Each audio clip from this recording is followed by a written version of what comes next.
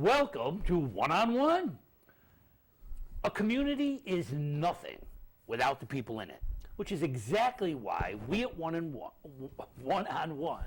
have been going around the community looking for interesting people. People who add to your life. We found a good one for today. My name is Vin Dacquino, and our guest today is none other than Pat Bonanno. Pleasure to be here. Pat, thank you very much. Thank you so much for joining us today. My honor. It is a pleasure to have you here. Thank you. Tell us, what exactly do you do in this community? Well, number one, I've been a resident of Putnam County for about 20 years. I have my own law practice, practicing law in Putnam County, Westchester County, and throughout the state, and also in the states of Connecticut and of Texas, too. And coming from the Bronx, as a lot of Putnam County residents have, I grew up the middle son of lower middle class immigrant family through the tough times of the 50s and 60s, and worked my way through the American dream to where I am today. And I've got to give God all the credit for bringing me here this far, for the blessings He's given me and my family of good health and being able to give back to the community. So right now, what are you doing? You're an attorney. I am. When you were that little kid in the streets of New York, well, how did the dream begin, Pat? You know, I always remember, Vin, from being a little child, wanting to be a New York City police officer. Wow. And it was always a desire in my heart to give, to serve. And truly, anyone that's called to that type of service has in their heart of hearts a desire to serve. And, you know, I grew up a little tough on the streets in the Bronx. And thank God for the stiff hand. You stayed out of jail yourself. Well, I stayed out of jail. I was very fast when I was younger. Still not doing too bad at the age of 60. I'm glad to say that. But for the fact, you know, of some real tough love from my dad, who, again, an immigrant from Sicily. There were different standards in disciplining children then. Dad would probably be doing 4 life bids right now for the kind of discipline he inflicted upon me. But it set me in the right direction. It was geared from the love of his heart, knowing that it's a tough world, and you've got to do the right thing along the way. And I'm so glad at this stage of my life I've really learned to understand those lessons. Now, you have children of your own, right? I do, Vin. I've got a young fellow who's in, Luke, who's in high school, Brewster High School. I've got a young daughter who's finishing up her master's in Iona. Very, very proud of my brothers and sisters who are doctors and PhDs.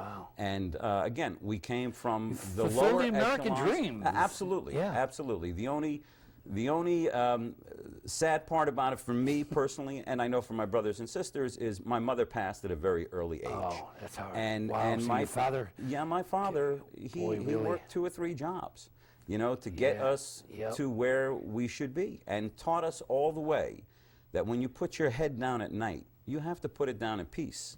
And the best way to do that is to serve your fellow man, do the right thing, do the honest thing. And it's been the mantra of all of our families' ongoings. So this road you took, and you took a bumpy road. I did. I mean, it's a long road. You like where you are on the road. It's not over yet. Absolutely not. Still have some dreams? Oh, absolutely, absolutely. You know, just today I was sitting, I get up, my routine, Vin, is actually, I'm up at about 3 in the morning. And I'll sit for about an hour in contemplation and in communication with, you know, God and with my inner spirit to find out where I've been, thank Him for things that have happened in my life, and to look for direction how to go forward. And it really, it's such a blessing to know that, you know, He's given me health, He's given my family health, and He's given me direction. And I seek guidance. You know, we should all seek guidance from, you know, whoever it is that we believe in is the creator of this earth. I have my own personal beliefs, but it's more about that than, you know, just listening to what society wants to tell you to do. One of the things that drew me to you was this interesting road that you took. You not only are an attorney, but you are an attorney for the PBA. Yes. That's the Police Benevolent Association? I represent quite a few law enforcement unions in New York State and in Westchester County, and I've been doing that for a number of years. Well, the part about that I find interesting is you were a police officer. You weren't always an attorney. You actually not at all. were a police officer. Absolutely. Tell me a little bit about the beginning. And that's the uniqueness of what I bring to my practice to the law enforcement community. Yeah, you've been on those streets. I've been on the streets. I've been in, I started my career in public service when I was about 19 years old. Wow. Again, thank God I was a fast runner. Otherwise, I probably have a felony arrest record as long as my arm. And I figured at one point, I can't beat these guys. I got to join them. Yeah, run with it, not against it. So I took every civil service test that was out there, and my ultimate goal was to become a New York City police officer, which I ultimately did. But I took a job initially with the New York State Department of Corrections. Wow, that's tough. Yeah, it is. And correction officers, and I have the honor now and the privilege. I'm sorry, I touched my mic here. Oh, watch out. The honor and privilege. Get the director after you. Watch. Sorry about that. But the honor and privilege to actually have represented and currently represent the Westchester County Correction Officers Union for the past 15 or 16 years now. They are some of the unsung heroes in the law enforcement community. And I know because I spent 2 years as a state corrections officer right after the Attica riots in some of the toughest prisons in New York State. And unlike what most people think about a correction officer's work, you don't bring a gun or even a club or any kind of a self-defense weapon into the population that you get to work with. You bring your mind and you bring the respect of being a person that convicted criminals must listen to under reasonable circumstances. Now, some people abuse that authority, unfortunately, but at a young age of 19, 20 years old, I learned quickly how to garner the respect of individuals who have had some unfortunate circumstances in their life and how to gain the respect of those individuals too. And there's a thin line between what should be done and what could be done. And being on the moment. I know we're unfortunately going through some difficult times with the police and the public, and there's questions about what police officers do at the moment. But boy, at that moment, it must be so difficult to decide. You have split second to decide exactly what you should do at that very moment. And I know that in your position, you have to work with officers, you have to work with people about those things. When you were an officer, did you find yourself in positions where you asked yourself, on that moment, what do I do right now?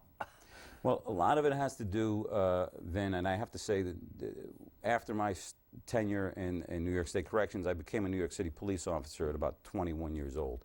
And the training they give is incredible. Yeah. And, in the split-second decision moments that you have, and every police officer has them, I've had them, you have to rely on that training automatically. Excellent. Yes, you're exactly right. It has saved my life, numerous times. Wow. I quickly moved my way through the ranks without knowing anybody in the police department, because the police departments are, as any other organization, if you know people, you get the choice details and whatever. I had some of those details are not easy. Well, they're not. And one of the details I was able to garner was with the citywide anti-robbery units, anti-crime units. It was the street crime unit, and it was actually one of the first anti-terrorism units in the city, located in Randall's Island. I always didn't look like this. I had long hair and a beard and earrings and do-rags. Pat, you showed me an ID that we have got to share with our audience. I do Can have we get a copy close-up on this ID? We have our very own Serpico over here. This was the Now age take of a look at this Serpico. ID. This is the Pat that the people knew back in the day. And there he is, looking more like the other side of the road. You had to blend in. We did, and part of my job in the street crime And unit you actually was, dressed like a woman, did you well, say? yes, I was in the decoy unit, and we used to go out and get, decoyed up, and as Wow. people So were undercover. sitting undercover on 42nd and Broadway. Wow. And Times Square was still the mecca of crime and violence back in the 70s. You know, one of the things that people don't realize is, as glamorous as that may sound, it's not so glamorous when you're out there with people who could kill you. Do you find yourself in danger more than once?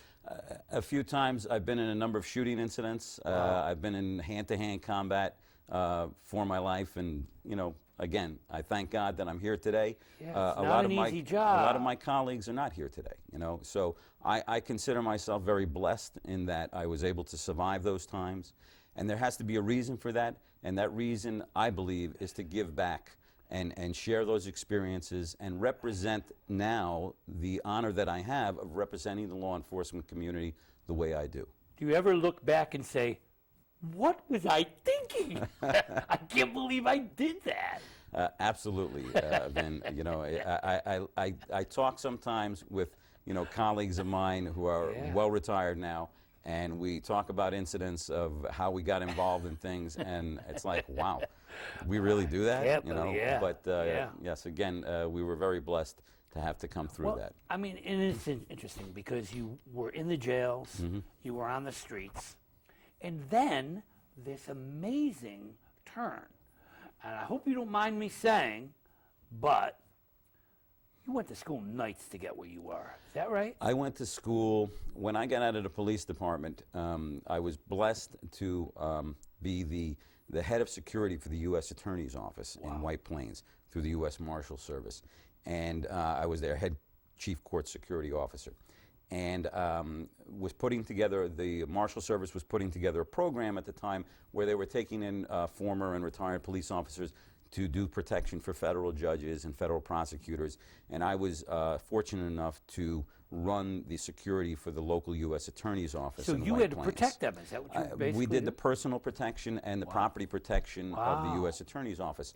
And it was at a time when federal judges were being bombed and assaulted, and high threats against the federal judiciary. So in a sense, like a bodyguard? And that's what really moved me towards, you know what, am I going to be a hired gun all my life? And that was quite honestly the reasoning I had. So I started going back to school. And went to school pretty much full-time and worked full-time. Went to City University. And raised a family. At the time, we had a young daughter at the time.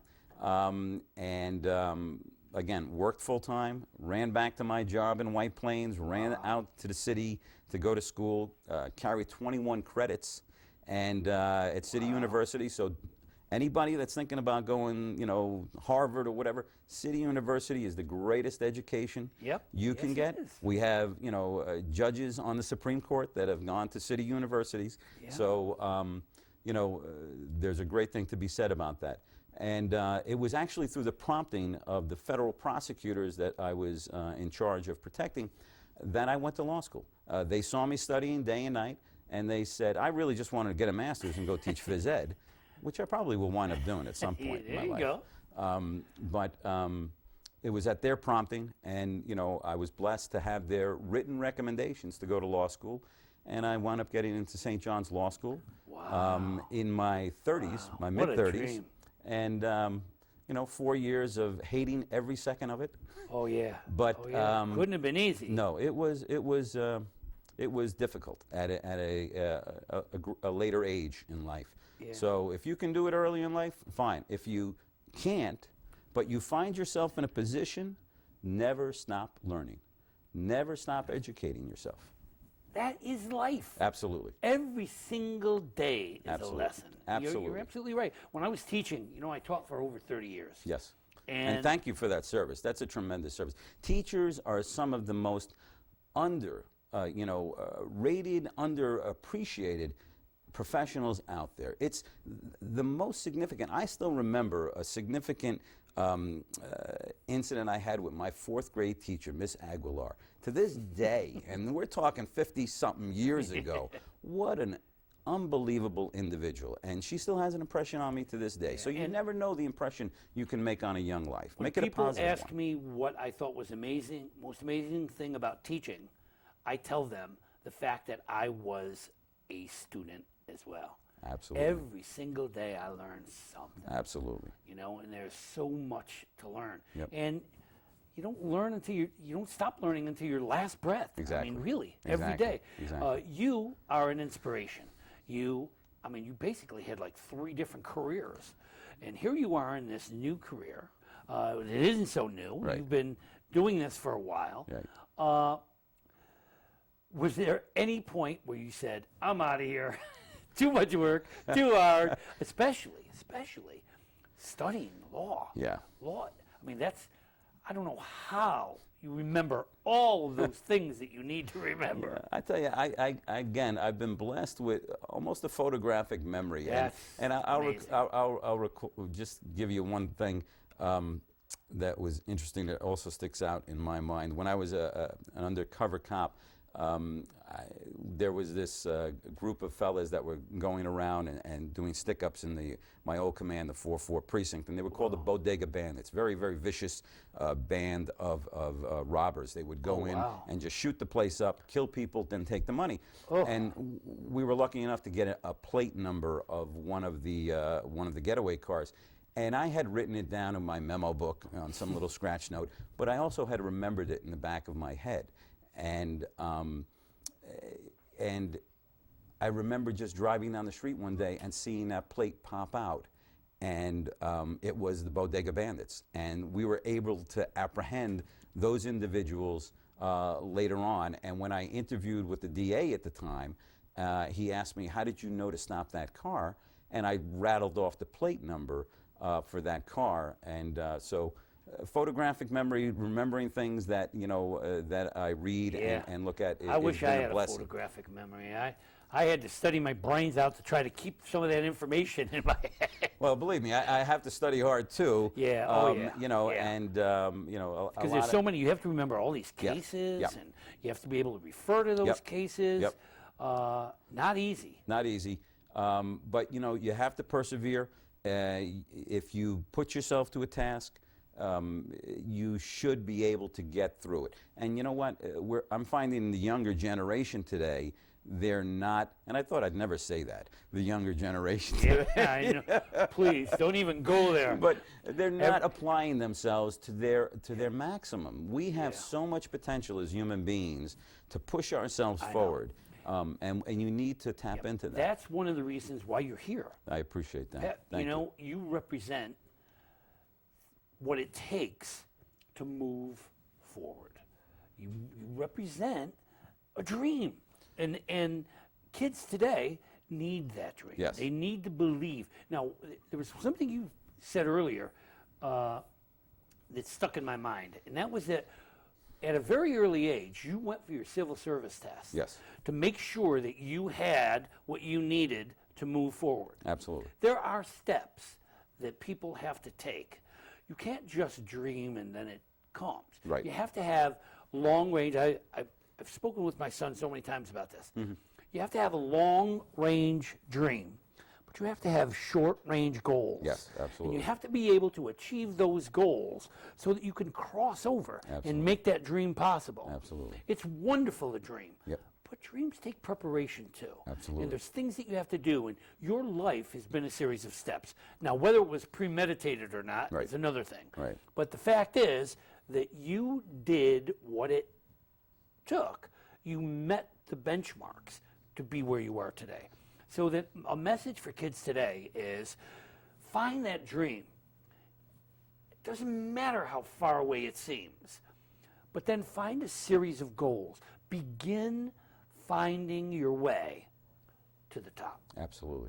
So you first became a police officer or a correction officer, and then a police officer, Right. Then you went to school, then you became an attorney. Well, and I actually prosecuted in between that too. Wow. I had worked, when I was in the U.S. Attorney's Office, I actually worked for a federal judge as an internship in law school, and he had offered me a job clerking for him, and that's a pretty prestigious position to clerk for a federal judge, and I was very honored for that. But he had also been a former Bronx prosecutor, and I had interviewed with the Bronx DA's office back in the early 90s, and I was successful enough to get a position there. And quite honestly, another interesting story I'm going to tell you, Vin, because I want the young people and everyone to understand it's not always about the money grab. It's not always about the remuneration. Really true. When I came out of law school, I was offered a job in Price Waterhouse, and I had gotten to know a few people there through